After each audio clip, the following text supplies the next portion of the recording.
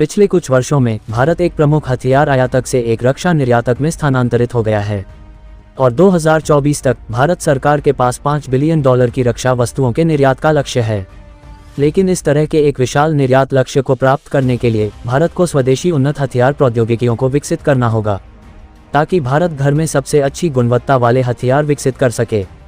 इसलिए आज हम ऐसे हथियारों पर चर्चा करेंगे जो भारत द्वारा स्वदेशी रूप से डिज़ाइन और निर्मित होंगे, और ये हथियार भविष्य में भारतीय सशस्त्र बलों की ज़रूरतों को पूरा करेंगे। साथ ही इनमें से कुछ हथियारों का उपयोग निर्यात के लिए किया जाएगा। शीर्ष 10 पूरी तरह से स्वदेशी विकसित हथियार प्रणाली।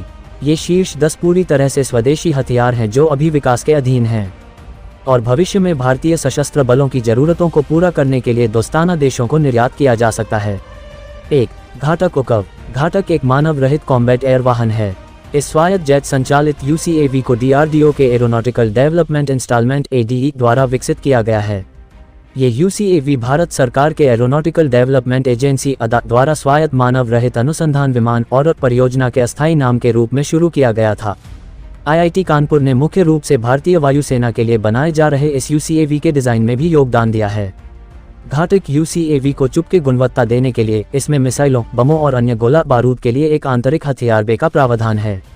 इसके अलावा इसका डिज़ाइन फ्लाइंग विंग अवधारणा पर आधारित है, जो कि चुपके से होने के अलावा अधिक हथियार और ईंधन भी ले जा सकता है। 2. Surface to air missile SAM systems. ये कुछ SAM सिस्टम हैं जिन्हें भविष्य में भारतीय सशस्त्र बलों में शामिल किया जाएगा। 1. अग्नि-P मिसाइल। अग्नि-P या अग्नि प्राइम अग्नि श्रृंखला की एक मध्यम श्रेणी की बैलिस्टिक मिसाइल है। अग्नि श्रृंखला भारत से इंटरकॉन्टिनेंटल रेंज बैलिस्टिक मिसाइलों के माध्यम से एक परिवार है। अग्नि प्राइम को अग्नि 1 और अग्नि 2 और पृथ्वी जैसी पुरानी पीढ़ी की मिसाइलों को बदलने के लिए विकसित किया जा रहा है। इसमें महत्वपूर्ण उन्नयन मनूवरेबल री-एंट्री वाहन MRAV और समग्र मोटर कास्टिंग की तरह किया जाएगा। इसके साथ ही इसके प्रणोदक, नेविगेशन और मार्गदर्शन प्रणालियों में सुधार किया जाएगा।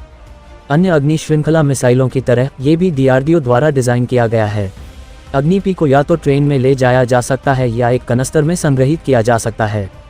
अग्नि-P भारत की पहली मिसाइल है जो मिल्क क्षमता से लैस है, जिसका वजन अग्नि-3 से 50% कम है, लेकिन यह अग्नि-3 मिसाइलों की तुलना में 20% अधिक वारहेड ले जा सकता है। भारत सरकार के पास इस मिसाइल को 2024 तक भारतीय सशस्त्र बलों में शामिल करने की योजना है। 3. मिसाइल का अर्थ नौसेना एंटीशिप मिसाइल शॉर्ट रेंज है।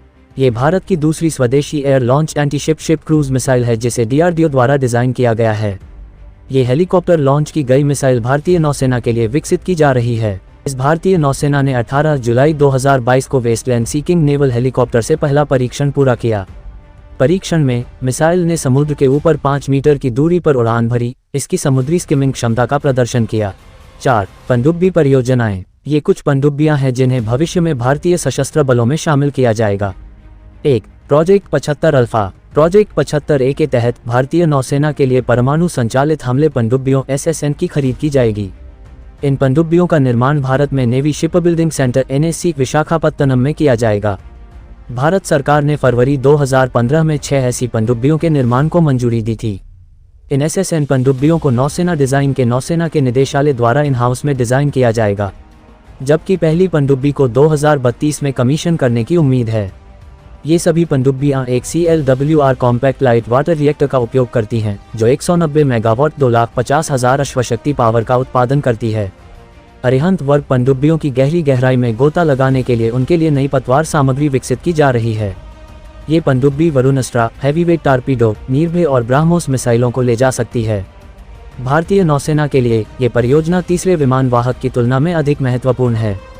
2. S5 क्लास पनडुब्बी।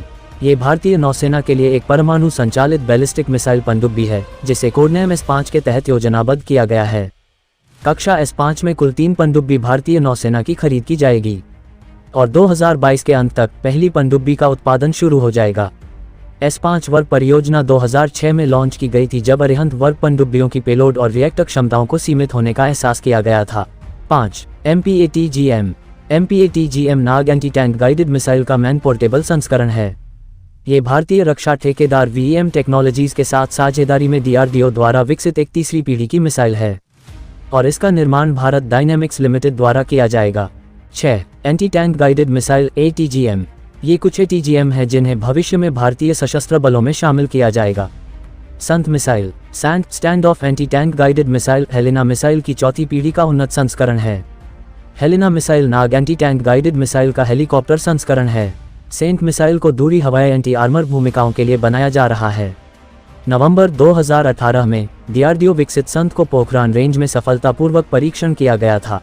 7 डीआरडीओ ATAGS उन्नत tow artillery gun system ATAGS DRDO की प्रयोगशाला ARDE द्वारा विकसित एक 155 मिलीमीटर 52 कैलिबर हॉवित्ज़र है। ये भारतीय सेना के लिए भारत फौज और टाटा पावर सर द्वारा निर्मित है। बंदूक में 8060 millimetre barrel, screw type breach system, थूथन ब्रेक और इलेक्ट्रोरोलॉजिकल मैग्नेटोरोलॉजिकल रिकॉइल तंत्र 155 मिलीमीटर कैलिबर को आग लगाने के लिए होता है। यह 48 किलोमीटर की प्रभावी फायरिंग रेंज प्रदान करता है और यह उच्च विस्फोटक बेस ब्लीड गोला बारूद का उपयोग करने के बाद फायरिंग रेंज 52.074 किलोमीटर तक पहुंच जाती है। इसमें एक लंबी अवधि में विश्वसनीयता और न्यूनतम रखरखाव का आश्वासन देने के लिए एक ऑल इलेक्ट्रिक ड्राइव है। इसमें उच्च गतिशीलता, त्वरित तैनाती, अतिरिक्त पावर मोड, एक उन्नत संचार प्रणाली, स्वचालित कमांड और डायरेक्ट फायर मोड में रात की क्षमता के साथ एक नियंत्रण प्रणाली जैसे उन्नत गुण हैं। 8 HAL cats combat air teeming system HAL combat air teeming system cats एक मानवयुक्त और मानव रहित combat aircraft air teeming system है। इसे हिंदुस्तान एरोनॉटिक्स लिमिटेड HAL द्वारा विकसित किया जा रहा है। इस एयर टीमिंग सिस्टम में एक मानवयुक्त लड़ाकू विमान एक मदरशिप की तरह काम करेगा जो संभवतः एक संशोधित ट्विन सीट LCA तेजस होगा। इसके अलावा UAV और UCAV को झुंड का एक सेट मदरशिप विमान के तहत काम करेगा। इस प्रणाली का एक और उपघटक वर्तमान में विकास के अधीन है। HAL राष्ट्रीय एरोस्पेस प्रयोगशालाओं, DRDO और समाचार पत्र अनुसंधान और प्रौद्योगिकियों के साथ संयुक्त रूप से विकसित हो रहा है। प्राथमिक उद्देश्य विभिन्न उन्नत वायु प्लेटफार्मों को बनाना है जो उच्च ऊंचाई वाले निगरानी के लिए वायुमंडलीय उपग्रहों के रूप में कार्य कर सकते हैं और मानवीय गलतियों और जीवन के जोखिम को कम करते हुए अधिकतम गोलाबारी के साथ एक गतिरोध दूरी से स्वायत्त गहरी घुसपैठ सटीक स्ट्राइक करते हैं। HAL 2024 से 2025 तक सभी परियोजना संबंधित विकास कार्यों को पूरा करने की योजना बना रहा है। 9 SSS defence sniper rifles SSS defence ने 2 स्नाइपर राइफलें विकसित की हैं और उन्हें भारतीय विशेष बलों के लिए परीक्षण के लिए प्रस्तावित करने का इरादा है। SSS डिफेंस बताता है कि इन राइफलों को भारतीय सैनिकों की शरीर संरचनाओं के साथ संगत होने के लिए विकसित किया गया है। वाइपर एक उपएमओ स्नाइपर राइफल है जो 7.62 × 51 मिलीमीटर या 0.308 कारतूस के लिए चैम्बर है। इसमें 1000 मीटर 3300 फीट से अधिक की एक सिधर रेंज है। 10 SSS defence assault rifles company ने राइफलों के P72 परिवार को भी विकसित किया है जिसमें ACR FNS का और चेक CZ ब्रेन 2 परिवार के समान एक डिज़ाइन दर्शन है। P72 rapid engagement combat rifle RERT को सामान्य पैदल सेना और विशेष संचालन वातावरण के लिए डिज़ाइन किया गया था। ये 7.62 बाई 39 मिलीमीटर या 7.62 बाई 51 मिलीमीटर के लिए चैम्बर है। अगर वीडियो पसंद आया तो चैनल को सब्सक्राइब कर देना और कमेंट करो आपको कौन सा हथियार पसंद आया।